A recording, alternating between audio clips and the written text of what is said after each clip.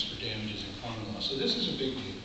So when we talk about public disclosure, when we talk about access to information, I submit to you that an awful lot of information is there and available. So I think at that point, my job is to turn this over to Darryl.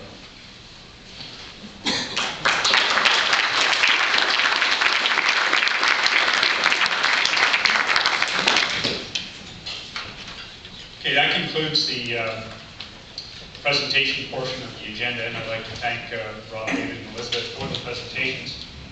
We're now in the part of the session where BC Ferries gets to hear from you. This is what's known as the open dialogue. It's part of the annual public meeting.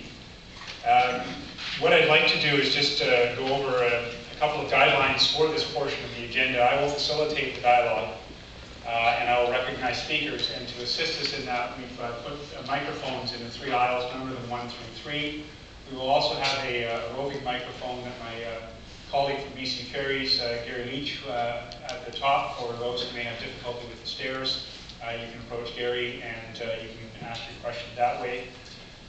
We're going to ask each person who asks a question or makes a statement to try and keep your intervention to the point. As much out of fairness to everyone else here who would like to ask a question or have a turn at the mic, I'm going to try and see if we can't get each intervention at a couple of minutes, including the response to the question. I will obviously allow the opportunity for a follow-up question if there is one, but then we'll probably like to move to the next person, the next mic.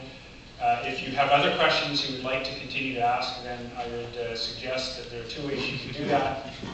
You can queue up again, or there is, of course, the comment sheet, which is available on the back of the agenda. So we're going to try and share the available time. We will try and give an opportunity for everyone.